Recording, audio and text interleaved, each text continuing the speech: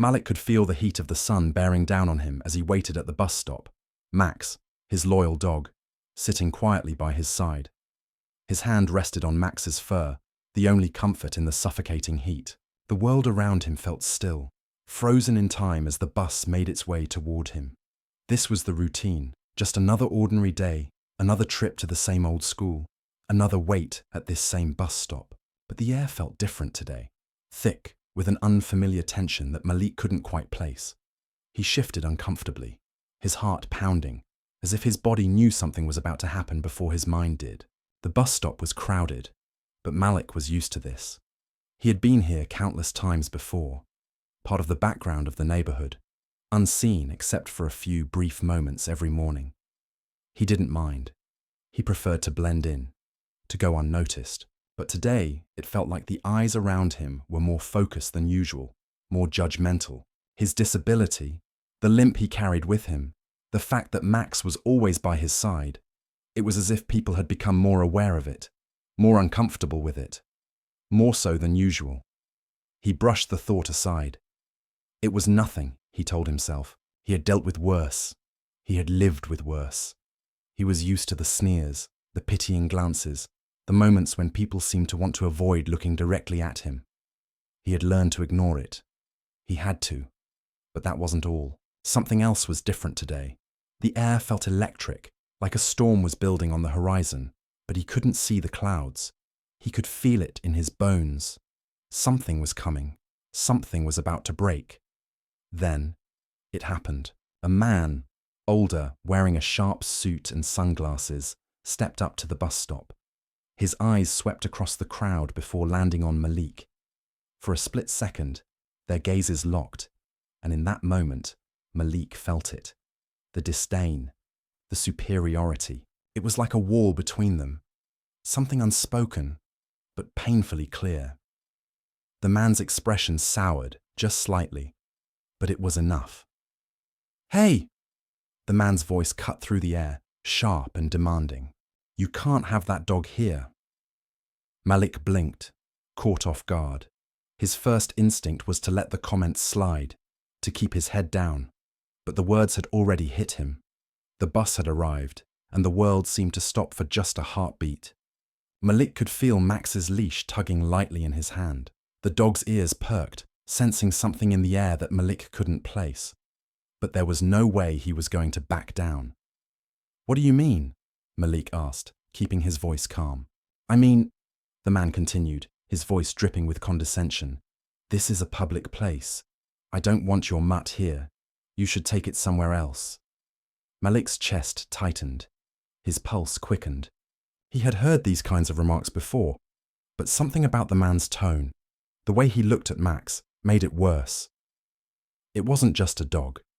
He knew that. It was them. It was the idea that he and Max didn't belong here, that the space wasn't meant for people like him. He had seen the way people reacted when they saw a black disabled kid with a service animal. He had felt it in the way they whispered behind his back, the way they turned their heads when he entered a room. It wasn't the first time someone had objected to Max's presence, but this felt different. "I'm sorry, sir," Malik said, keeping his voice steady, his grip on Max tightening just a little. "This is a service dog. I need him with me." The man scoffed, his eyes narrowing. "I don't care what you need. There are rules, and your dog doesn't belong here." A group of people gathered around, sensing the tension. Some of them were watching curiously, while others were whispering, but no one intervened. The weight of the moment settled over Malik, and for the first time he realized the full gravity of the situation. It wasn't just about a dog, it was about him, about the way he was being told that his existence didn't matter, that his needs were secondary to someone else's comfort. "I'm not going anywhere," Malik said, his voice now firm. "My dog stays." The man's eyes flashed with irritation.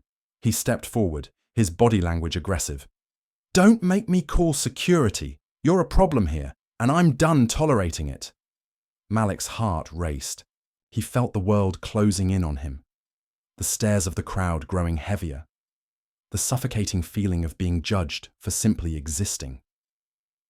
The bus doors opened behind him, but Malik didn't move. His mind raced, searching for a way out of this, but he knew there was no easy way. This wasn't a simple misunderstanding. It was a deliberate act of cruelty. And it was happening in front of everyone. "You're not going to do anything," Malik replied, trying to keep his voice calm, though his anger was starting to show through. "I'm not the problem. You are." The man stood there for a moment, taken aback by Malik's response, but then his face hardened. Without another word, the man pulled out his phone and dialed security. Malik's stomach dropped. He knew what this meant. He had seen it before. The way people like him were handled, the way their rights were dismissed when they didn't fit into the world's expectations. As the seconds stretched into minutes, Malik stood his ground. He couldn't let this man win.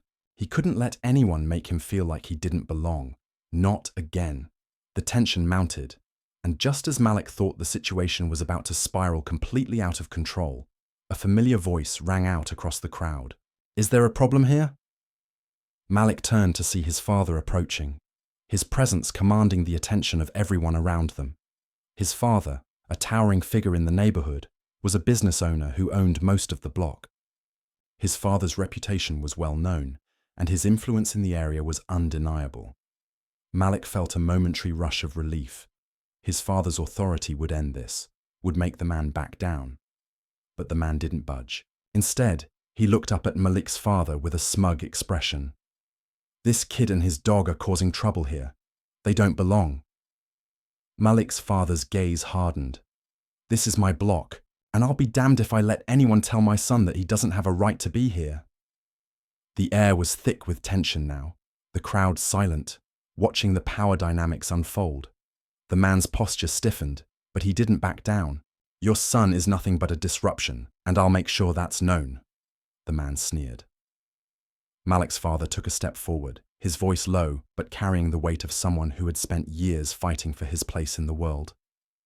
"You can try, but you'll find that this block, this community, doesn't take kindly to people like you." The standoff stretched on. The bus had long since left, the noise of the crowd growing unbearable. Malik's chest tightened, the adrenaline coursing through him, but he didn't take his eyes off the man. The power play was clear. A white man trying to exert his dominance over a black family, a disabled teenager with his dog, but Malik wasn't going to back down. In that moment, Malik realized something deeper than the injustice he faced. It wasn't just about this bus stop or this man. It was about a system that treated people like him as invisible, as lesser. But today, that wasn't going to happen. Today, he would make them see him, and they would see him stand. The scene at the bus stop wasn't just an isolated incident. It was the beginning of something bigger. Malik could feel it. Something had shifted in him. He wasn't just fighting for his own dignity anymore. He was fighting for everyone who had been treated as invisible, everyone who had been told that they didn't matter. Today, Malik wasn't just a black disabled teen. He was a symbol, standing tall in the face of the very forces that had tried to break him. And no matter how hard they tried, he wouldn't fall. Not today. The reckoning had begun. The days following the confrontation at the bus stop were heavy, each one filled with the residue of that encounter. Malik couldn't shake the image of the man's smug face, the way he had spoken to his father, the way people in the crowd had turned away or whispered behind their hands. It felt as if the world had shifted under his feet, and he was left scrambling to find his footing. The morning after the incident, Malik woke up with a tightness in his chest. His mind replayed the events from the day before, over and over again. Every word, every moment of humiliation was etched into his mind. It wasn't just that they had treated him like an inconvenience, like he didn't matter. It was the way they had so easily assumed that they could push him around. It was the ease with which they denied him the right to exist without their judgment. But it wasn't just the confrontation at the bus stop that bothered Malik. It was the constant reminder that no matter how much he tried, no matter how much he accomplished, there would always be someone who saw him as less. Someone who thought his existence, his disability, and the color of his skin made him inferior. Malik wasn't just fighting the world around him. He was fighting a system that had been designed to break him, to break people like him. As he sat at the kitchen table, His mum's voice broke through his thoughts. "Malik, are you okay?" she asked, her voice soft but filled with concern. Malik met her gaze, but his mind was still reeling. His mother had always been a source of strength for him, but even she couldn't shield him from the weight of the world. He had always known that life would be harder for him, harder because he was black, and harder because of his disability. But it was only now that the full force of that truth was settling in. "I'm fine, Mom," Malik said, forcing a smile, though it didn't quite reach his eyes. "Just tired, you know?" His mum didn't seem convinced, but she didn't press the issue. Instead, she stood up and walked over to him, placing a hand on his shoulder. "You know you can talk to me about anything, right?" Malik nodded, but inside he felt the walls closing in. He wasn't sure how to explain what he had been feeling. He wasn't sure how to tell her that the world was starting to feel too big, too overwhelming. He had always prided himself on being strong, on being able to take the hits that life threw his way. But lately, it felt like the hits were too much. Later that day, as Malik left for school, he was once again reminded of the way people saw him, the stares, the whispers, the way people moved just a little bit faster when they saw him coming. It wasn't just the kids at school. It was the world in general. He was always on the outside, always trying to prove that he belonged, that he was worthy. But no matter what he did, he never seemed to fit. At school, things didn't get any better. In fact, they only worsened. The same group of kids who had laughed at him the day before, who had treated him like an outsider, now seemed even more intent on making his life difficult. Malik couldn't escape their eyes, their whispers. They followed him in the halls, waited for him at the lockers, and made sure to stare when he walked into a room. The teasing, the mocking, it was relentless. During lunch, Malik found himself sitting alone at a table in the corner of the cafeteria, as he often did. He didn't mind it most days. He had learned to keep his head down, to survive in the quiet corners of the school. But today, the weight of everything felt unbearable. The insults from the bus stop still burned in his mind, and the way the kids at school treated him only made it worse. "Look at Malik," one of the boys said loudly as he walked by the table. "Thinks he's better than us because his dad owns the block." Malik tried to ignore them, but he could feel their eyes on him, the weight of their judgment suffocating him. The words stung, each one like a dagger to his pride. He wasn't like them. He wasn't trying to show off. He wasn't trying to make anyone feel less. But to them, he was just another black kid trying to act like he mattered. "Think you're special?" the boy continued, his voice filled with derision. "You don't belong here." Malik's hand tightened around his lunch tray. He was sick of it, sick of the way people treated him, sick of the way they thought they could define his worth based on the color of his skin, or the fact that he needed a service dog. Malik didn't respond. He couldn't. He didn't have the energy to fight back. But inside, the anger was building, a fire that was threatening to consume him. The bus ride home that evening was no better. The same group of boys from school had boarded the bus, and their eyes immediately locked onto Malik. They began whispering among themselves, their words cutting through the air. Malik knew they were talking about him. He knew they were planning something to embarrass him, to remind him of his place. One of them stood up and made his way down the aisle toward Malik. "What's up, tough guy?" he said, his voice dripping with sarcasm. Malik didn't respond, his gaze fixed out the window, but the boy wasn't done. He sat down next to Malik, blocking his view of the passing streets. "You really think you're something special, don't you?" the boy taunted. "You think just because your dad owns everything around here, you're better than us?" Malik clenched his fists. The nerve of this kid, the way he thought he could just walk up to him as if he were nothing. Malik had enough. He wasn't going to sit here and let this kid talk down to him like he was some kind of charity case. "Get out of my face," Malik said, his voice low but firm. But the boy wasn't finished. "Oh, I think you should be the one to get out of my face," he sneered. "You and your dog, you don't belong here. You think because you're disabled, you get some sort of special treatment, huh?" Malik's chest tightened. The words felt like a physical blow, one that landed right in the center of his chest. The rage bubbled inside him, but he held it in. He wasn't going to let this kid get the better of him. He had dealt with enough. He wasn't going to give him the satisfaction. Just then, another voice interrupted. "Hey, knock it off." Malik looked up to see Jalen, his best friend, standing in the aisle, his eyes locked onto the boy who had been tormenting him. Jalen had always been there for Malik, through thick and thin. He wasn't afraid to stand up for him, and Malik was grateful for it. The boy hesitated, looking at Jalen. "What? You gonna do something about it?" he sneered. Jalen stepped closer, his posture tense, but not threatening. "Yeah, I am," he said. "And if you don't shut your mouth, you'll find out." For a moment, the tension hung in the air, thick and heavy. But the boy didn't say another word. He stood up and walked away, muttering something under his breath as he took a seat farther down the aisle. Malik exhaled, not realizing he had been holding his breath. "Thanks, Jalen," he said quietly. Jalen sat down next to him, his expression softening. "Don't let them get to you, man. You're stronger than they think." Malik nodded, but the words didn't seem to sink in. He knew Jalen meant well, but the truth was, Malik was tired. He was tired of fighting for his dignity, tired of constantly proving that he belonged. It felt like an endless battle, one that drained him more and more each day. But Jalen's words lingered with him as the bus ride continued. Maybe there was more to fight for than he realized. Maybe, just maybe, he could find a way to turn the tide. The next day, Malik stood in front of his locker, staring at his reflection in the glass. He didn't know how much longer he could take the insults, the looks, the constant barrage of negativity, but something in him refused to back down. He wasn't done yet. He wasn't going to let them define who he was. Malik clenched his fist, his resolve strengthening.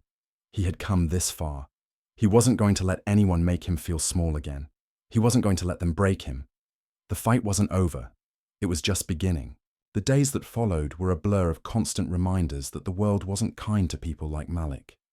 Every interaction seemed tinged with disdain, every glance laden with judgment. At school, he moved through the halls like a shadow, invisible yet painfully aware of the eyes that followed him. The taunts, the whispers, the dismissive glances. Malik had learned to carry them like a weight, heavy but bearable. But even he couldn't deny that it was getting harder to hold it all in. The lunchroom, once a place where he could slip into the background, now felt like a battlefield.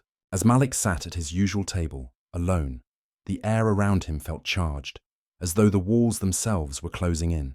The echoes of yesterday's humiliation still rang in his ears, the jeers and laughter from his classmates bouncing around in his head. Every glance from across the room was a reminder that no matter what he did, no matter how hard he tried, there would always be someone waiting to tear him down. As he picked at his food, he heard footsteps approaching. At first, he didn't look up, thinking it was just another student passing by. But then, he heard the familiar voice, the one that had been a constant source of mockery in the days leading up to the bus stop incident. "Well, well, look who decided to show up," the voice said, dripping with mockery. Malik's eyes flickered up to see Adam, the same boy who had mocked him on the bus, standing in front of him, flanked by two others. Adam's smirk was wide, his eyes glinting with a mix of amusement and superiority. Malik's stomach sank. He should have expected this. He had been expecting it, really. The humiliation wasn't over. It was just beginning. "What do you want, Adam?" Malik asked, his voice barely audible but tinged with a quiet defiance. Adam didn't respond immediately. Instead, he glanced around, as if assessing the room, before turning back to Malik. "Oh, nothing much. Just thought I'd say hello to the special kid," he said, his words heavy with sarcasm. "How's your dog doing? You really think having that thing with you makes you special, huh?" The comment stung, and Malik felt his face flush. But he didn't give Adam the satisfaction of seeing his discomfort. He had already been through so much, and he wasn't about to let this boy make him feel small again. Not today. "My dog helps me. It's none of your business," Malik said, his voice steady, though his hands clenched under the table. He could feel the eyes of the other students in the cafeteria on him, watching the interaction unfold, waiting for him to break. Adam laughed, a loud, cruel sound that echoed through the quiet room. You You really think you're something, don't you? Just because your dad owns the block, you think you're better than everyone else. But you're just like the rest of them. You're nothing. The words hit Malik like a punch to the gut. They always did. It wasn't just about the disability, the service dog, or the fact that he was black. It was about how people like Adam saw him, how people saw his entire existence as an inconvenience. It wasn't just hatred, it was dismissal. It was like he didn't even deserve to be acknowledged as a person, as an individual. "Just leave me alone, Adam," Malik said, his voice shaking now, though he tried to hide it. He could feel the tears threatening to spill, but he wouldn't let them. He wouldn't give Adam the satisfaction. He had spent his whole life being ignored, dismissed, and reduced to a stereotype. But today, something inside him snapped. Today, he wasn't going to let it happen. Adam took a step closer, his face inches from Malik's. "What's the matter, tough guy? You don't like being called out. You think you're some kind of hero, huh?" Adam sneered. "Well, guess what? You're just a freak who doesn't even belong here." Malik's heart raced. He could feel the weight of every insult, every word that Adam had thrown at him, building up inside him.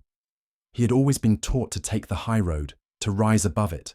But today it felt like too much. The anger, the humiliation, the exhaustion of constantly having to prove he wasn't less than what people saw. He couldn't take it anymore. "Shut up, Adam," Malik finally said, his voice loud enough for the others to hear. "You don't know anything about me." Adam's smirk faltered for a moment, surprise flashing in his eyes. But it didn't last. He stepped back and raised his hands in mock surrender. "Oh, so the quiet kid's got a spine after all." Malik stood up, his chair scraping loudly against the floor, causing a few heads to turn. He didn't care. He wasn't backing down this time. He wasn't going to let Adam, or anyone else, push him around. Not anymore. The fight, the humiliation, it had all led to this moment. "I'm not afraid of you," Malik said, his voice steady, but the anger in it was palpable. "And I'm not going to let you or anyone else make me feel less than I am." For a moment, there was silence.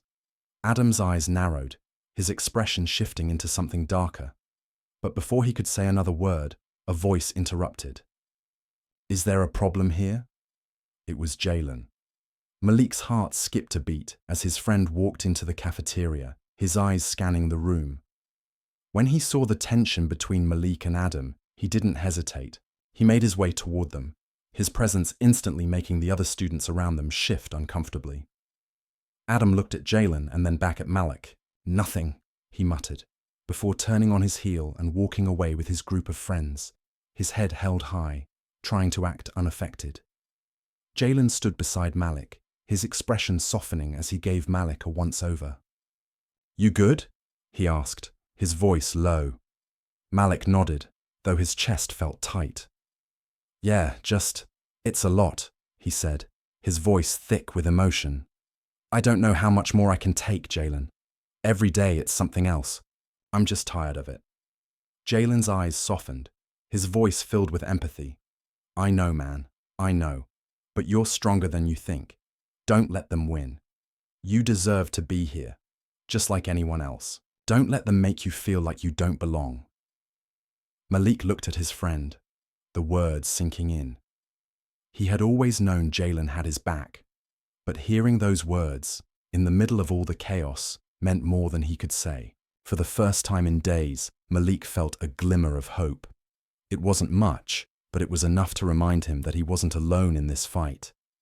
Later that day, as Malik walked home, the weight of the encounter still lingered in his chest. The words Adam had spoken, the humiliation, the feeling of being reduced to nothing, he could still feel it, still taste it in his mouth. But something had shifted. The rage, the hurt, it was still there, but it no longer controlled him. He was walking through the world differently now. Every step felt more purposeful, like he was no longer a passive observer of his own life. He wasn't just waiting to be treated like a human being. He was going to make the world treat him with respect. And as Malik walked down the street, Max trotting beside him, he knew one thing for sure. This fight wasn't over. It had only just begun. The world had tried to break him, but Malik had found something stronger than all the hate. He had found his voice. And now, he was going to use it. Malik didn't know what tomorrow would bring, but one thing was clear. He wasn't backing down. And this time, he wasn't fighting alone. ChatGPT Skazal, let's take a brief pause. We'd love to hear from you. Where are you listening from? Have you ever faced something similar in your life? Share your thoughts with us in the comments below. Your feedback is really important to us, and we truly appreciate each and every one of you. If you've enjoyed the story so far, don't forget to subscribe for more. Now, let's get back to the story. Malik felt the sting of every insult, every sneer, and every cruel word that had come his way since the day at the bus stop. He had tried to move past it, to shrug off the weight of the humiliation, but it seemed impossible. No matter how much he tried to carry on like everything was normal, the world around him had changed. His world had changed. It wasn't just the students at school or the strangers who saw him as nothing more than a stereotype. It wasn't just the way they looked at him, the whispers that followed him, the way people crossed the street when they saw him coming. It was something deeper. It was the way the world was built to keep him and others like him in a box of low expectations, of subtle hatred, of constant microaggressions that were so ingrained in the system that people didn't even realize they were doing it. But Malik was starting to realize it. He had always known that life was harder for people like him. He had always known that being black and having a disability meant that the world would see him as less. But now, as the days went on, the weight of it was starting to suffocate him. Everywhere he went, it felt like he was fighting to be seen, fighting to be heard, fighting to exist without being judged. And yet, despite the constant battle, there was something else growing inside him. A fire, a determination. He wasn't going to let the world keep him down. He wasn't going to let them make him feel like he didn't belong. The incident at the bus stop had caused a ripple effect. Word of the confrontation had spread like wildfire, and by the time Malik got to school the next day, it felt like the entire building was watching him. The whispers followed him down the hall, echoing in his ears. It was like everyone was waiting for him to slip up, waiting for him to fall. They wanted to see him fail. Malik kept his head down, his eyes fixed on the floor as he walked through the crowded hallways. He couldn't stand the looks, the pitying ones, the curious ones, the ones that made him feel like a freak. But he wasn't going to let them see him break. He wasn't going to give them that satisfaction. When he reached his locker, he saw Adam standing there with a few of his friends. Malik's stomach sank. He had hoped beyond anything, that Adam and his crew would leave him alone. But it was clear that wasn't going to happen. "Well, look who it is," Adam said, his voice dripping with mockery. He took a step closer, his eyes scanning Malik from head to toe, like he was sizing him up. The hero. Malik didn't respond. He just kept his focus on the locker in front of him, hoping, praying, that Adam would get the message. But he didn't. "You think you can just show up here? Act like you own the place?" Adam continued. "You think your dad's money makes you better than us? You think because you have a dog with you, you get a free pass?" Malik felt his chest tighten. The words hit harder than he expected, but he couldn't show it. He couldn't let Adam see how much it hurt. He had been through too much, faced too many moments of humiliation, to let one more person take away his dignity. "I'm not here to fight with you, Adam," Malik said, his voice quiet but firm. "I don't care what you think. Just leave me alone." Adam laughed, a cruel sound that made Malik's skin crawl. "Oh, I'm sure you don't care, but you should. You really should. You're just another one of those black kids who thinks he's special, but you're not. You're nothing. You're just a charity case." The words stung, every single one of them. Malik could feel the rage building inside him, but he wasn't going to let it take control. Not again. He had spent too long being the quiet one, the one who let things slide, but not today. Today was different. Today, Malik wasn't going to be pushed around. "Shut up, Adam," Malik said, his voice steady now, each word carrying the weight of everything he had been holding in. "You don't know anything about me. You don't know anything about what it's like to live in my shoes. And you certainly don't know anything about the world I live in. So stop talking like you do. The moment the words left Malik's mouth, he knew they had hit harder than he expected. Adam's smirk faltered for a brief moment, but he quickly regained his composure. Yeah? Well, you know what? You're still nothing, Adam said, his voice low now, dripping with disdain. Your dad might own the block, but you're just a freak who thinks he can play the victim card all the time. Malik's hands clenched at his sides. Every insult, every word that Adam said was designed to hurt, to put him in his place. And for a moment, Malik thought about walking away. It would be easier. He could just leave and pretend like none of this was happening. But something inside him, something deep within, told him that if he walked away now, he would be giving Adam and the world exactly what they wanted. They wanted him to be invisible. They wanted him to back down. But Malik wasn't going to let that happen. Do you think I care what you think? Malik asked, his voice low but fierce. You don't get to tell me who I am. You don't get to tell me where I belong. I'm not your punching bag. I'm not your joke. So if you want to keep running your mouth, fine. But I won't let you make me feel less than I am. For a moment, Adam stood there, his face twisted with anger. The crowd around them had gone silent, watching the confrontation unfold. But Adam didn't back down. Instead, he sneered and took a step forward, as if he was going to push Malik, or worse. But just then, Malik's father, who had been walking through the school hallway, appeared. His tall frame cut through the crowd like a pillar of strength. His father's presence was enough to silence the whispers, enough to make Adam hesitate. Is there a problem here? Malik's father asked, his voice booming with authority. Adam looked from Malik to his father, his face flushing with embarrassment. For a brief moment, he seemed to shrink under the weight of Malik's father's gaze. But then, with a huff, he turned away, muttering something under his breath as he walked off with his friends. Malik's father placed a hand on his son's shoulder, his voice low and comforting. You did well, he said. Don't let people like that make you feel small. You're better than they'll ever understand. Malik nodded, but the anger was still there, simmering beneath the surface. It wasn't just about Adam. It wasn't just about school.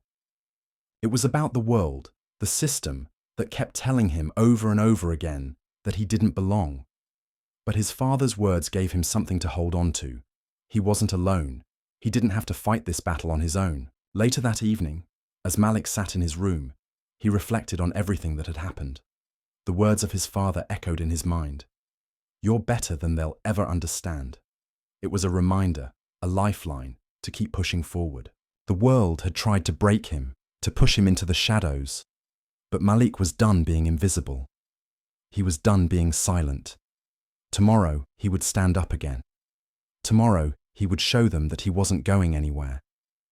The fight wasn't over. It had only just begun. The morning after the confrontation with Adam, Malik felt like he was walking through a fog. It was as if the world around him was happening in slow motion, and he was just a spectator in his own life. He had been trying to push back the overwhelming sense of dread that had been gnawing at him for days, but it was impossible to ignore anymore. Every step he took, every glance from a stranger, reminded him that no matter what he did, no matter how much he resisted, the world saw him as less. It didn't matter that his father owned the block, that Malik had everything he could need to succeed. People would still look at him and see nothing more than a black disabled kid. He tried to push the thoughts aside as he walked to school, his service dog Max trotting alongside him. Malik had always found comfort in the quiet presence of his dog, who was more than just a companion. Max was his rock, his shield in a world that constantly felt like it was on the verge of swallowing him whole. But even Max's presence couldn't ease the tightness in Malik's chest. He had always tried to stay calm, to take the high road, but the pressure was getting unbearable. The humiliation from Adam and the constant reminders of his place in the world were weighing him down. Every time he thought about standing up, about fighting back, it felt like the world pushed him harder, trying to force him back into the box they had created for him. School was just as bad as Malik had feared. The moment he stepped into the hallways, the whispers began. The students who had watched his confrontation with Adam were now making him the subject of their gossip, speaking in hushed tones as he passed. He could hear the words, muffled but unmistakable. "Did you see him go off on Adam?" one girl whispered, her voice tinged with disbelief. "He thinks he's special because his dad owns everything." Malik didn't look up. He couldn't afford to let them see the pain in his eyes. He couldn't let them know how much their words affected him, how much it hurt to be constantly reminded that he didn't belong. The voices followed him as he made his way to class. Some were mocking, others filled with judgment, but all of them were reminders that no matter how hard he tried, he would always be the outsider. In English class, Malik took his usual seat in the back, hoping to disappear. But it didn't work. The teacher, Mrs. Henderson, was talking about a novel the class was reading, but her eyes kept flickering to Malik, as if she was waiting for him to speak up, to do something. It wasn't the first time he had felt her judgment, the way she seemed to treat him differently than the other students. She had a way of looking at him like he was a puzzle to be solved, as if his disability was something she had to figure out. As the bell rang and the students filed out, Malik grabbed his things quickly, hoping to avoid the inevitable stares. But when he reached the door, Mrs. Henderson called his name. "Malik," she said, her tone polite but a little too stiff. "I'd like to speak with you for a moment." Malik paused, unsure of what to expect. He had always tried to do well in class, tried to follow the rules, but something about the way Mrs. Henderson had been looking at him made him feel uncomfortable. He turned around and walked back to her desk. "Is everything all right?" she asked, folding her hands on the table, her gaze focused on him. "You've been a little distracted lately. Is something going on at home?" Malik hesitated. He wanted to tell her everything, to explain how hard it was to face the world every day, to fight just to be seen as equal. But he knew it wouldn't matter. Mrs. Henderson didn't see him as Malik, the person. She saw him as Malik, the black disabled kid who didn't quite fit into her world. And the last thing he needed was pity from her. "I'm fine," he said, forcing a smile. "Just tired." Mrs. Henderson seemed to buy it, nodding as if that was all she needed to hear. "All right, if you need anything, don't hesitate to reach out. I'm here to help," she said, offering a tight smile. Malik nodded and quickly left the classroom, his heart heavy with the weight of the conversation. He didn't need help. What he needed was for the world to stop seeing him as a charity case, as someone who needed to be fixed. He wasn't broken. He wasn't something to be pitied. He was just a kid trying to survive, trying to find a place where he belonged. The bus ride home was no better. The same group of students who had watched his confrontation with Adam were now openly mocking him, throwing glances in his direction and whispering just loud enough for him to hear. "Look at him," one of the boys said, his voice dripping with contempt. "Thinks he's tough now, like he's better than us just because his dad owns the block." Malik closed his eyes, trying to block out the words, but they cut through him like knives. He had tried to ignore it, to pretend like it didn't bother him, but it was impossible. Every day it felt like the world was getting smaller, like there was nowhere he could go where he wouldn't be reminded that he didn't fit in. The bus hit a bump, jarring Malik from his thoughts. He opened his eyes to find a few students staring at him, their expressions a mixture of curiosity and disgust. He could feel the weight of their gazes on him, their judgment seeping into his skin. He wanted to scream, to tell them to stop, to make them understand that he wasn't some freak, some circus attraction. He was just a person, trying to get by. Max, sensing his discomfort, nudged him gently with his nose, offering the silent support that only a dog could.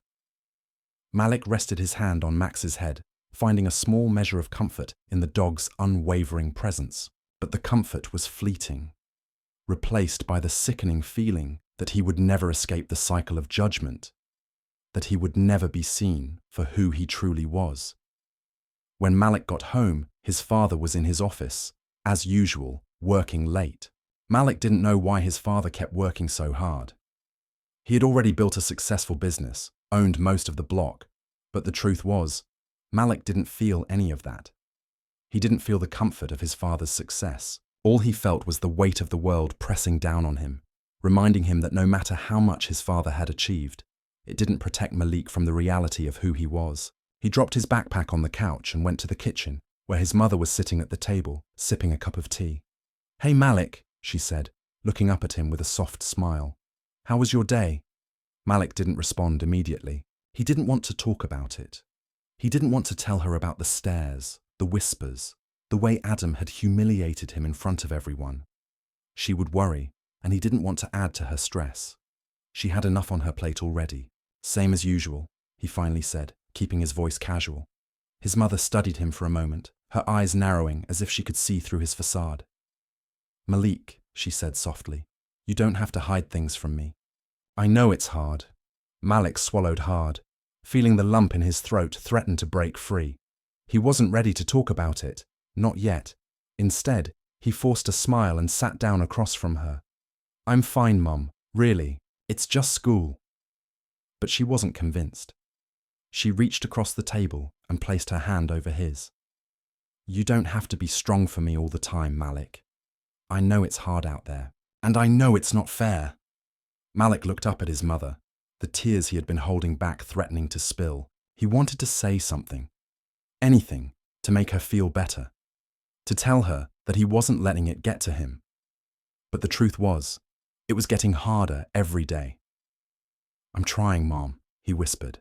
I'm really trying. Later that night, as Malik lay in bed, staring up at the ceiling, the weight of everything finally broke through. He couldn't keep pretending that everything was fine, that he could just power through and ignore the world's hatred. The anger, the sadness, it all came flooding back. Malik wasn't just fighting for himself anymore. He was fighting for everyone who had ever been made to feel small, for everyone who had been pushed to the margins of society. He was fighting for his right to exist without apology, to stand tall without fear. He didn't know what would happen tomorrow, or the next day, or the next. But he knew one thing for sure. He wasn't going to stop fighting. The world had tried to break him, but Malik was still standing, and that was something they could never take away. Malik walked the streets with his head held high, but deep inside, he felt like he was carrying the weight of the world. Every step, every glance, was a reminder of the invisible battle he was waging. The world around him was relentless, and the pressure to remain strong, to keep fighting, was wearing him down. He couldn't escape it. The stares, the whispers, the treatment he received for no other reason than his skin color, his disability, and his existence. He had tried to ignore it, tried to push it all aside, but it was becoming too much. Even the presence of Max, his loyal dog, couldn't soothe the restlessness that churned within him. Max had always been his comfort, his shield against the world. But today, even his dog's comforting presence felt distant. Malik could sense the way the world was changing around him, and he didn't know how much longer he could keep pretending that he wasn't exhausted, that he wasn't ready to break. The past few weeks had felt like a series of tests, one after the other, each more humiliating than the last. From the incident at the bus stop to the ongoing torment at school, Malik felt like he was drowning. Every day, he woke up to face the same thing. A world that wanted him to shrink, to accept that he was less. And yet, every day, he tried to stand tall. But standing tall was becoming harder and harder with each passing moment. That afternoon, Malik arrived at school feeling more drained than usual. The whispers started as soon as he stepped through the front door. He had become the focal point of the entire school, a subject of constant ridicule and mockery. It was as if they had all made him the villain in their story, an easy target, someone to pick on, someone to put in his place. It had all started with that one encounter at the bus stop when the man had tried to push Malik aside. It had snowballed into something bigger. People had started picking at his every flaw, magnifying the things that made him different, things he couldn't control. He had been called names, laughed at, and even ignored. But no matter how much it hurt, no matter how much he wished he could disappear, Malik kept fighting. He kept standing tall, even though every part of him wanted to crumble. As he walked down the hallway toward his locker, he noticed the looks, the subtle glances, the way people turned their heads just a little too fast when he came into view. He had become a spectacle, a source of entertainment. They didn't care about his feelings. They didn't care that he was a person. They saw him as a punching bag, a reminder that no matter how much he accomplished, no matter how much he tried, he would always be less. But today was different. Today, something had shifted in Malik. He wasn't going to stand by and let them make him feel invisible anymore. He had had enough. The battle inside him had grown too loud, and it was starting to break through. In his first class, Malik sat at the back, as usual, his body tense with the knowledge that his classmates were watching him. He tried to ignore the stares, the whispers, but it was becoming impossible. He could feel their eyes on him, judging him, dissecting every part of him that made him different. And then, of course, there was Adam, the same boy who had humiliated him on the bus, the one who had mocked him in front of everyone. Adam had made Malik his target, and he wasn't going to stop. He never stopped. "Hey, freak," Adam said loudly, walking past Malik's desk. "You still pretending you're something you're not?" Malik's fists clenched, but he didn't respond. He had learned to keep his mouth shut, to avoid giving Adam the satisfaction of seeing him react. But today, something inside him snapped. It wasn't just Adam. It was everyone. Every sneer, every insult, every sideways glance. It all felt like it was suffocating him. "Leave me alone, Adam," Malik said, his voice low but firm. He couldn't keep it in anymore. "Just because you don't understand me doesn't mean you can treat me like garbage." The words felt like a release, like air rushing into his lungs after he had been drowning. For a moment, there was silence. The class was watching, waiting to see how Adam would react. But Adam just sneered, his face twisting with contempt. "You think you're special, don't you?" Adam said, his voice dripping with mockery. "Just because your dad owns the block, you think you're better than everyone else? Newsflash, you're not. You're just a freak with a dog who thinks he belongs here. But you don't. You're nothing." The words hit Malik like a slap to the face. Every word Adam spoke was like a reminder that he would never be seen as human, never be seen as equal. It wasn't just about being black. It wasn't just about having a disability. It was about everything that made him different from people like Adam. It was about the system that had been built to make him feel like he didn't belong. For a moment, Malik felt small. He felt the weight of the world crashing down on him. But then, something inside him clicked. He wasn't going to let Adam or anyone else define him. He wasn't going to let them make him feel worthless anymore. He had been fighting this fight alone for so long, but not anymore. "I don't care what you think, Adam," Malik said, his voice rising now. "You can keep running your mouth, but it's not going to change who I am. You don't get to decide my worth. You don't get to make me feel like I don't belong." Adam's expression faltered for a brief second, but the smirk returned. He was trying to put Malik in his place, to break him, but Malik wasn't backing down. "Not now. Not ever. Whatever, freak," Adam muttered, turning away and walking back to his seat. But Malik could feel the sting of the words long after Adam was gone. The weight of what he had just endured was unbearable, but there was something else there too. Something stronger, something deeper. Malik sat there for a moment, his heart pounding, his breath coming in shallow gasps. But when the bell rang, signaling the end of class, he stood up slowly, his resolve hardening. He wasn't going to let this define him. He wasn't going to let Adam or anyone else break him. Later that day, as Malik made his way to the bus stop, he couldn't shake the feeling that something was about to happen. He had already faced humiliation at school, but the world wasn't finished with him yet. It was only a matter of time before the next blow came. When he reached the bus stop, his stomach sank. He saw the same group of students from earlier, standing on the sidewalk, laughing and joking as they usually did. But this time, their eyes were on him. Their smiles were gone. Instead, there was something else in their eyes, something darker. It was as if they had all been waiting for him. Malik tried to ignore them, tried to keep walking, but one of the boys stepped forward, blocking his path. "Where do you think you're going, Malik?" he sneered. "You think you belong here? Just because your dad owns the block doesn't mean you're better than us." Malik stopped. The words hit harder than they should have. But he wasn't going to let them see how much it hurt. He wasn't going to let them win. "Move out of my way," Malik said, his voice steady. He wasn't going to let them bully him. He wasn't going to let them make him feel small. The boy didn't move. Instead, he shoved Malik back, pushing him off balance. Malik stumbled, but caught himself just in time. Max barked, jumping in between Malik and the boy. but Malik quickly grabbed the leash, holding Max back. "You don't get to treat me like this," Malik said, his voice cold, his anger simmering just beneath the surface. "I've had enough." The boy smirked, clearly enjoying the reaction he was getting. "You're nothing. You're just a freak with a dog. You don't belong here." Malik felt the blood rush to his face, the heat of the insult burning deep inside him. He wanted to strike back, to push this kid down, to make him feel the way Malik felt every single day. But instead, he took a deep breath, forcing himself to stay calm. "You don't get to decide my worth," Malik said again, his voice firmer this time. "And you don't get to make me feel less than I am. I belong here, and I'm not going anywhere." For a moment, the boy stood there, taken aback by Malik's words. Then, without another word, he stepped aside, allowing Malik to pass.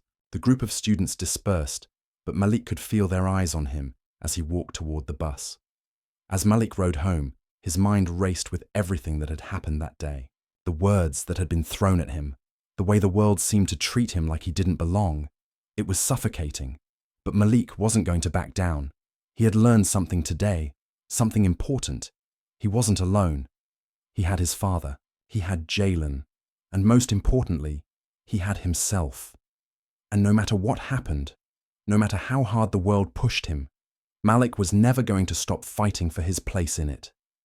The fight wasn't over. It had only just begun.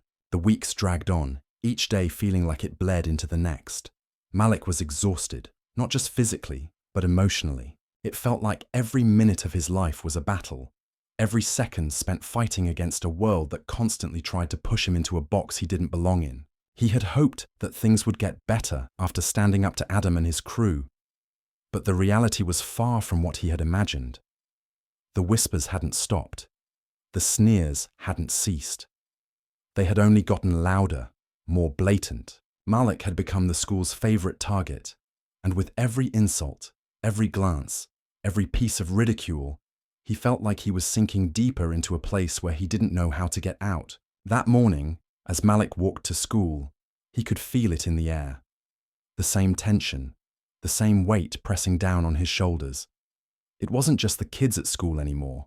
It was everyone. It was the world outside that looked at him like he was a problem, a burden. Every step he took on that familiar route felt like he was walking through a world that didn't want him to succeed, didn't want him to be visible, didn't want him to exist on his terms. The words from Adam, from the other students, the stares, the laughs, they all echoed in his mind, playing on a loop. Freak. Parasite. You don't belong here. Every word that was thrown at him, every single insult, cut deeper than any physical blow ever could. Max trotted beside him, always there, his loyal companion. But even Max couldn't shield Malik from the truth. Malik was never going to escape this. Not unless he fought, and even then, the fight was exhausting. It wasn't just a fight against the people who mocked him, the ones who treated him like he didn't matter. It was a fight against a system that had been built to keep people like him down, and no matter how hard Malik tried, it felt like that system was unbeatable. At school, the air was thick with tension. The moment Malik stepped into the hallways, he felt it. Eyes on him, judging him, analyzing every step he took.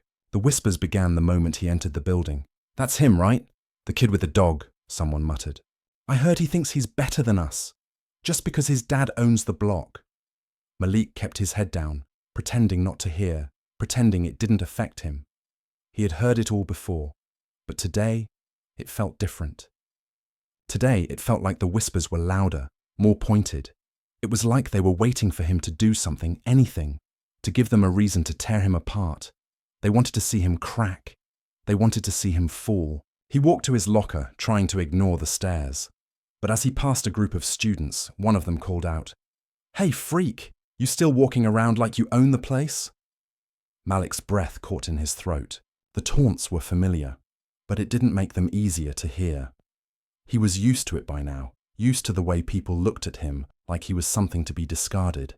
He didn't know what it was about today that made it feel worse. Maybe it was the accumulation of everything, the constant barrage of insults, the constant reminder that he was seen as less. "Just leave me alone," Malik said. his voice quiet but firm as he turned to face the student who had spoken. But the student wasn't done. He stepped forward, blocking Malik's path. "What's the matter, Malik? You finally standing up for yourself?" he sneered. "You think we care about your stupid dog? You think we care about you? You're nothing. You're just a token. A freak with a rich dad who thinks he's better than everyone else." Malik's fists clenched. His body tensed, but he didn't react. He wasn't going to let this kid push him around. Not today. Not anymore. But the words, they stung. They always did. They were the same words he had heard before, the same insults that seemed to follow him everywhere. "Shut up," Malik said through gritted teeth, his heart pounding in his chest. "You don't know anything about me." The student laughed, his friends joining in. "What's the matter, Malik? You finally realize that no matter what your dad does, no matter how much money you have, you're still just a black kid with a disability." He sneered again. "You'll never be one of us." Malik's head spun. The humiliation, the weight of their words. It was almost too much to bear. He had been fighting his whole life to be seen as equal, to be seen as human. And yet, here he was, reduced to nothing in their eyes. But something inside him snapped. "Maybe I'm not one of you," Malik said, his voice louder now, stronger. "But I'm not your problem either. You don't get to tell me who I am. You don't get to decide my worth." The student's expression faltered for a moment, but then he stepped back with a laugh, as if he had won. "Whatever, Malik," he said, turning away with his friends. Malik stood there, his chest heaving with anger, his mind racing. They had tried to break him. They had tried to reduce him to something less. But he wasn't done. He wasn't going to let them win. The rest of the day passed in a blur. Malik's mind kept replaying the encounter in the hallway. He knew it wasn't over. It would never be over. But each time he stood up, each time he fought back, it felt like a small victory. He couldn't change the way the world saw him, but he could change the way he saw himself. As the final bell rang and students flooded out of the building, Malik made his way to the bus stop, his heart still heavy but determined. He didn't know what awaited him when he got there, but he wasn't afraid. For the first time in a long time, he felt like he could face whatever came next. When he arrived at the bus stop, he saw the same group of students from earlier. They were standing in a tight circle, laughing and talking. But as soon as they saw Malik, their laughter died down. The atmosphere shifted. It was as if they were waiting for him to react, waiting for him to slip up. Malik stood tall, his eyes focused ahead. He wasn't going to let them push him around anymore. He wasn't going to be their entertainment, their target. He had made it this far, and he was going to keep going. The boy from earlier, the one who had taunted Malik in the hallway, stepped forward again. "What's the matter, Malik? You think you can just walk around here like you own the place?" he sneered, stepping into Malik's path. Malik didn't stop. He didn't even flinch. "Move," he said, his voice calm but firm. The boy hesitated, surprised by Malik's response, but then he smirked and stepped aside. "Whatever, Malik," he muttered. "You think you're better than us, but you're just a joke." Malik didn't respond. He just walked past them, his head held high. It was a small victory, but it was a victory nonetheless. They had tried to break him, tried to make him feel less, but Malik wasn't backing down. He wasn't going to let them win. As he got on the bus and took his seat, he looked out the window, feeling the weight of everything that had happened. He wasn't sure what tomorrow would bring. He wasn't sure what the future held. But one thing was clear. He wasn't going to let the world tell him who he was. He was going to fight for his place, for his dignity, for the right to exist on his own terms. And no matter how hard they tried, they weren't going to break him. Not now, not ever. The fight wasn't over. It had only just begun. It was a quiet morning, the kind where everything felt like it was suspended in time. The air was heavy with something unspoken, a sense that today would be different. Malik woke up earlier than usual, his mind already racing, his stomach tied in knots. It wasn't just about going to school, facing the same people who had mocked and humiliated him, the ones who had decided that he wasn't worth their time or respect. Today, he felt like he had reached a breaking point. The weight of everything, the constant whispers, the unrelenting taunts, the everyday cruelty, had built up inside him like a storm, and he wasn't sure how much longer he could hold it all in. Malik grabbed his backpack and left the house, his faithful dog, Max, trotting beside him. He tried to push away the thoughts that filled his mind. He had dealt with it before, right? He had stood tall in the face of it all, walked through the halls of the school with his head held high, even when everything inside him told him to shrink away. But this time felt different. This time, Malik didn't know if he could keep pretending that it didn't bother him, that he wasn't exhausted by the constant battle. As he made his way through the neighborhood, Malik noticed the usual stares from strangers, the way people crossed the street when they saw him coming. His heart sank, but he tried to ignore it, tried to tell himself that he had bigger things to focus on. He had to get to school. He had to survive the day. But as he approached the school gates, he couldn't shake the feeling that today was going to be different. He wasn't sure if it was his exhaustion, his anger, or the weight of all the words that had been hurled at him for weeks. But something inside him was changing. He wasn't going to let it slide anymore. The people who had tried to make him feel small, who had tried to humiliate him, were about to learn that Malik wasn't going to back down. The school day began like any other. The moment Malik stepped inside the building, he could feel the eyes on him. The whispers started before he even reached his first class. It was always like this. Students making comments under their breath, pretending they weren't saying anything, but their eyes gave them away.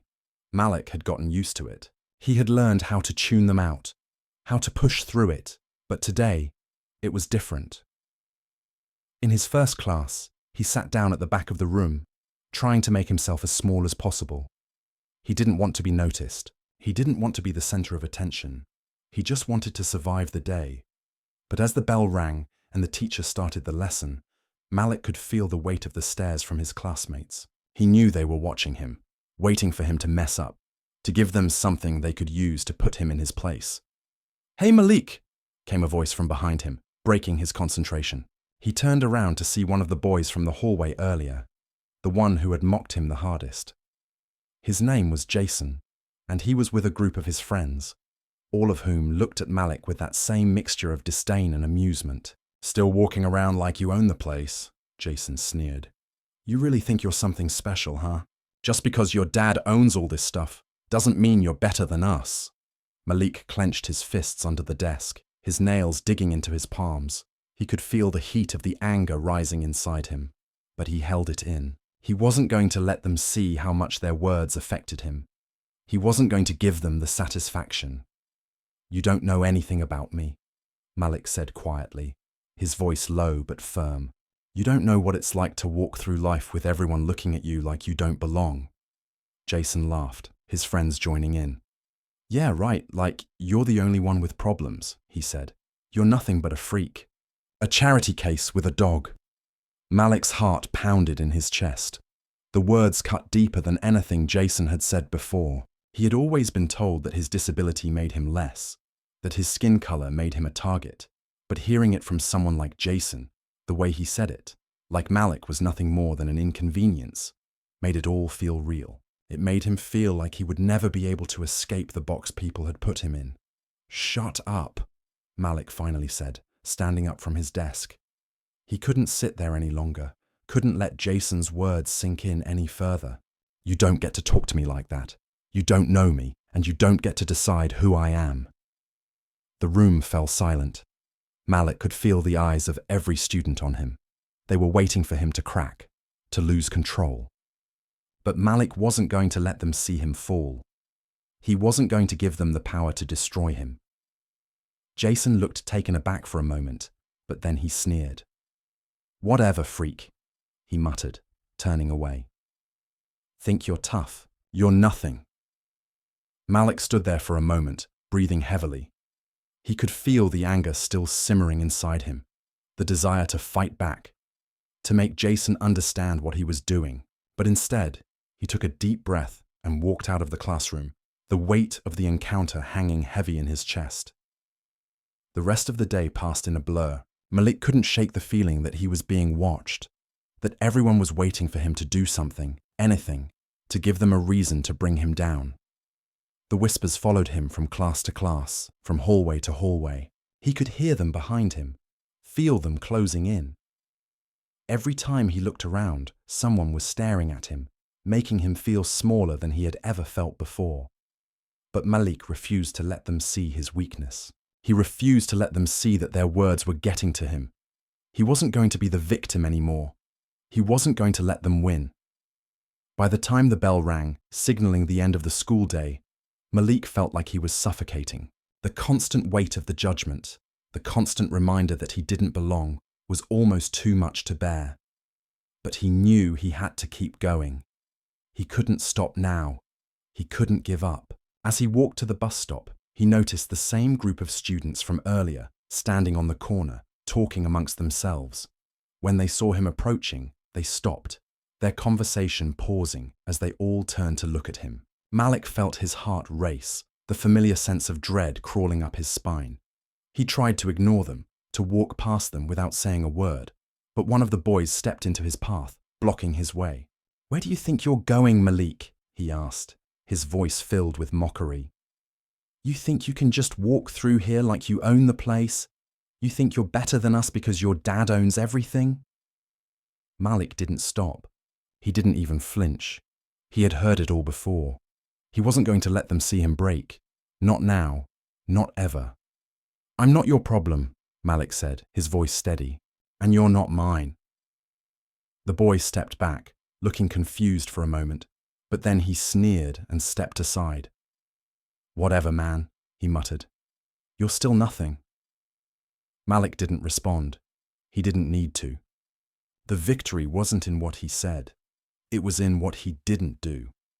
He didn't let them break him. He didn't let them control him. That night, as Malik lay in bed, he replayed the events of the day in his mind. He had stood up for himself. He had fought back against the hate and the judgment. But deep inside, he still felt the weight of everything, the taunts, the insults, the feeling of being pushed to the edges of society. But he also felt something else, a sense of strength, a sense of resolve. He wasn't going to let them win. He wasn't going to let them make him feel small. The world had tried to break him, tried to reduce him to nothing. But Malik wasn't finished yet. He was just getting started. Tomorrow would be a new day. And Malik was ready for it. Malik woke up the next morning with a heavy heart. The weight of yesterday's events, the taunts, the mockery. He could still feel them pressing on his chest, but there was something else too, something deeper. It was a fire, a simmering rage that he hadn't realized had been building up for so long. The humiliation, the racism, the judgment. It all felt like too much. And yet, at the same time, it felt like something was changing inside him. The fight that had been festering beneath the surface for so long was beginning to burn hotter. He dragged himself out of bed, running his hands through his hair as he stared at his reflection in the mirror. His eyes were tired, filled with the exhaustion of fighting a battle that seemed endless, but he didn't see defeat in them. He saw something else, something stronger.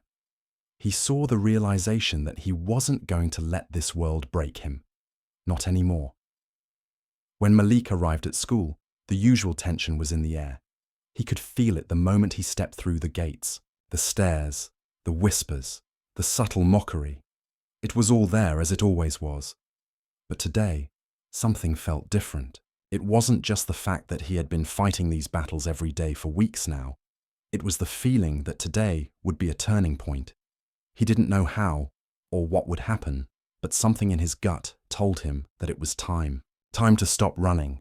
Time to stop letting them push him around.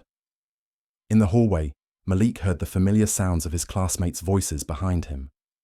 But this time, he didn't flinch. He didn't shy away from their stares.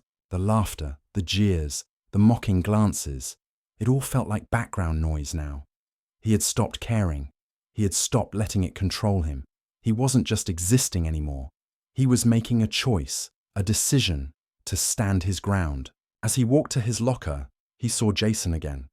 The same boy who had mocked him so many times before, the one who had become his personal tormentor, was leaning against the locker next to his. Jason looked at Malik, his eyes filled with that same superiority, the same contempt that Malik had come to expect. But today, Malik didn't look away. He didn't turn his back. He stood there, face to face with Jason, and for the first time, Malik didn't feel small. "Well, if it isn't the freak," Jason sneered, his tone dripping with disdain. "What's up today? You think you're better than me now?" Malik's pulse quickened, but he didn't let the rage take over.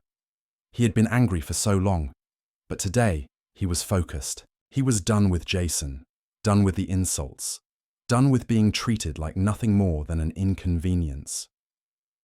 Today was different. "You know what, Jason?" Malik said, his voice steady, but filled with a strength he hadn't known he had. "I'm tired of you and your friends making me feel like I'm not good enough. You think just because you can pick on me, it makes you better than me? Well, it doesn't. You don't get to decide who I am." Jason's expression faltered for a moment, his smirk wavering, but then he recovered, trying to act unaffected. "Oh, now you're getting all tough, huh? You think you're going to make a difference, Malik? You're just a charity case with a dog. You're nothing." The words stung, but Malik didn't let them break him. He wasn't going to let Jason's words define him anymore.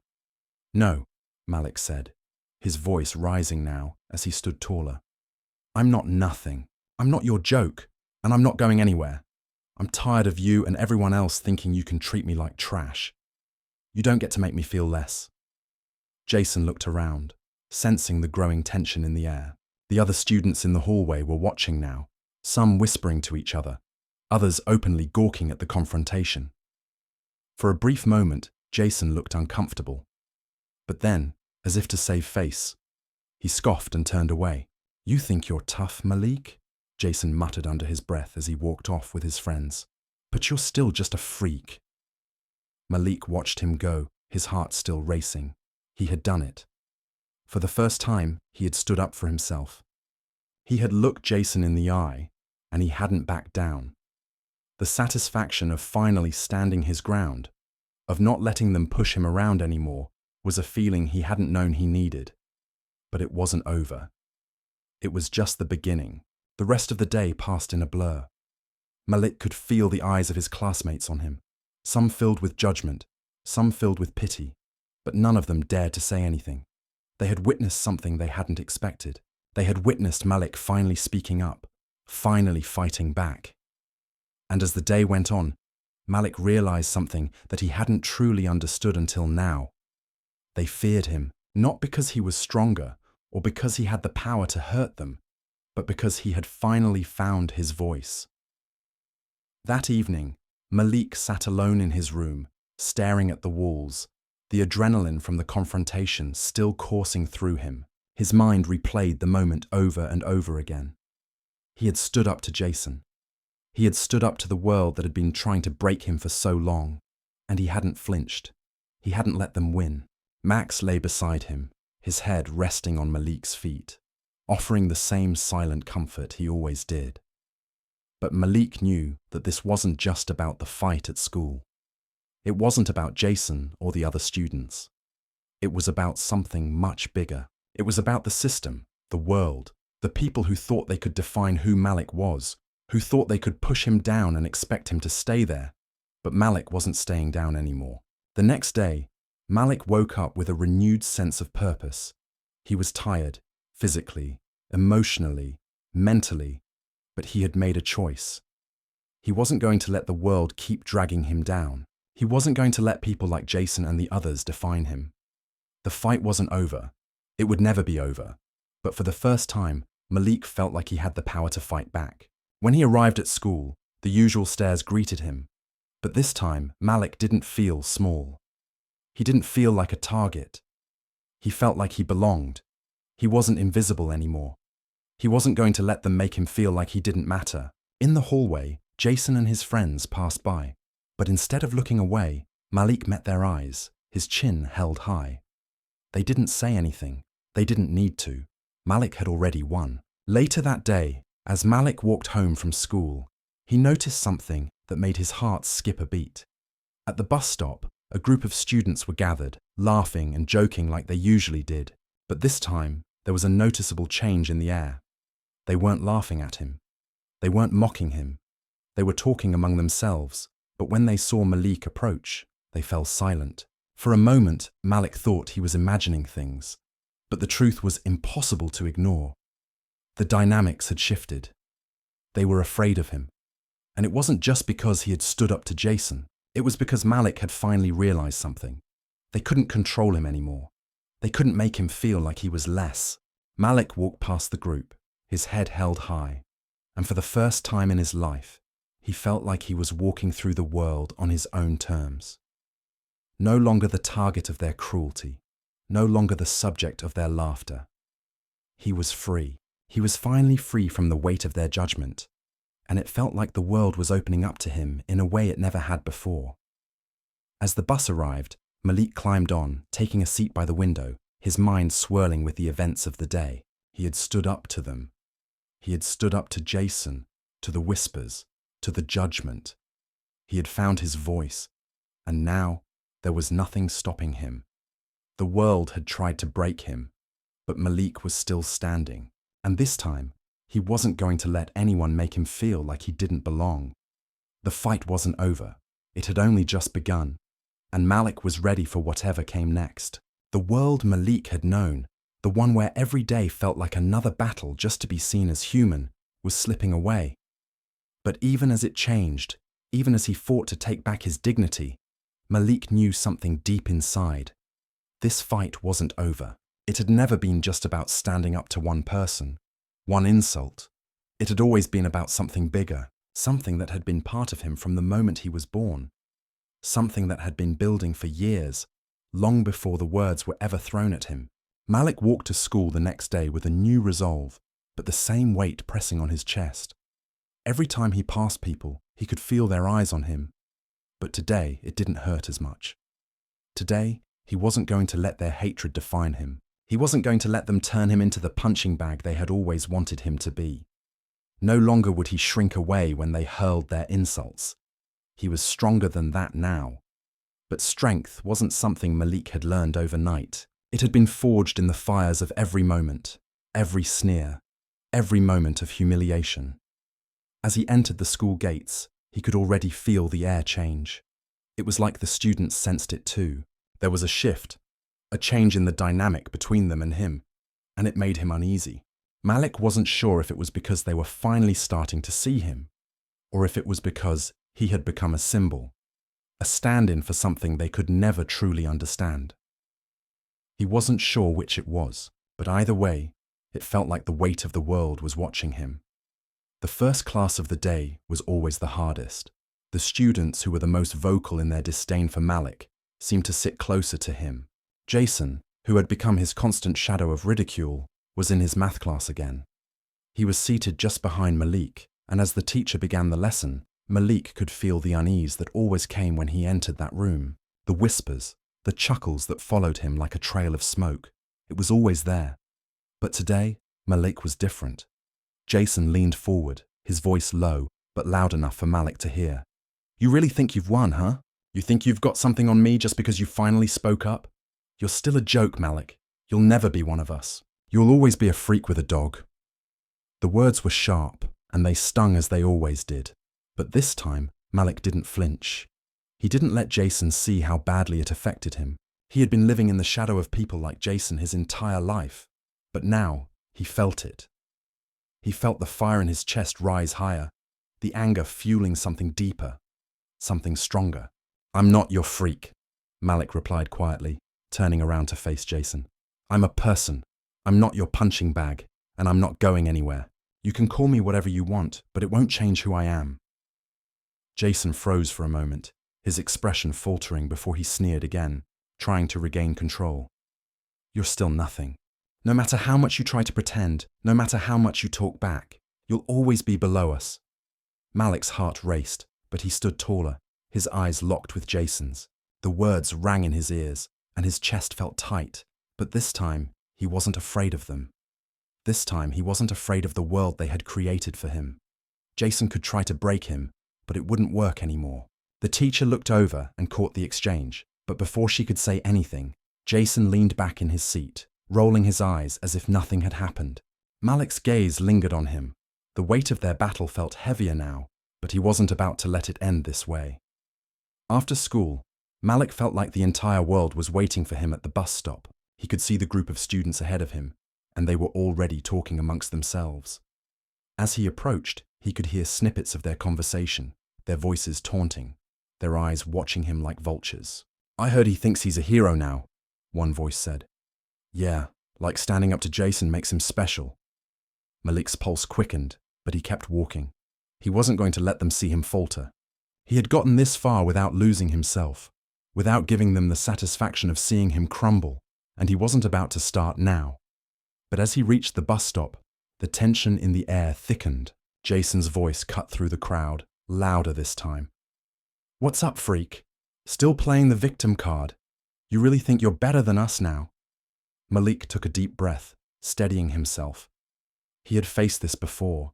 He had stood in the face of ridicule, humiliation, and hatred so many times before, but this time felt different. There was a calmness to his anger, a strength in his silence.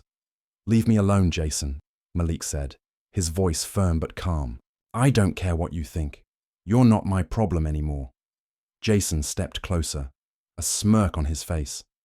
But this time, there was no fear in Malik's eyes. The same students who had stood by and watched before were now looking at Malik, waiting for him to break, waiting for him to back down. But they weren't going to get that satisfaction today. "You think you're special just because you stand up to me," Jason taunted, his voice rising. "You'll always be a freak, Malik. Nothing will ever change that." The words stung, but they didn't break him. Malik stood there, steady, unwavering. Max stood by his side, his loyal dog, his protector. In that moment, Malik realized something. Jason's words didn't have power over him anymore. He was no longer the victim. He wasn't the weak kid who had to hide behind a dog or his father's money. He was a person, and he was done pretending he wasn't. "I'm not your freak," Malik said again, louder this time, making sure everyone could hear. "And I don't need your approval. I'm me, and if you don't like it, that's your problem, not mine." For the first time in weeks, the crowd around him fell silent. Jason stood frozen for a moment, but then, in an attempt to regain control, he turned and walked away, his friends following suit. Malik watched them go, his heart still pounding. But this time, it wasn't fear. It was something else, a sense of victory, a sense of power he had never felt before. Later that evening, as Malik sat in his room, he reflected on everything that had happened that day. He had stood up for himself. He had fought back against the hatred, the judgment, and the cruelty, and he had won. But as he sat there, he also realized something else. This fight, this journey, wasn't just about him. It was about everyone who had ever been made to feel small, everyone who had been told they didn't belong, everyone who had been silenced. He wasn't just fighting for himself. He was fighting for them too. The world had tried to break him. It had tried to make him feel less than human. But Malik had learned something that day. He had learned that no matter how hard they tried, no matter how many times they told him he didn't belong, he would never stop fighting. He would never stop being who he was. Tomorrow was another day. The fight wasn't over. But Malik was ready for whatever came next. He wasn't afraid anymore, and neither should they be. Thank you for following Malik's journey to the end. We would love to hear what you think about the story. Have you ever experienced racism or been in a situation where you felt like an outsider? Your thoughts and feedback are incredibly important to us, and we truly appreciate each and every one of you. If you enjoyed the story, please consider subscribing and liking the video. It helps us reach more people and share these important messages. Before you go, feel free to share your thoughts in the comments below. To show us that you've been with us until the end, please write the phrase, "I rise above." Thank you for being a part of this journey. Have a great day ahead.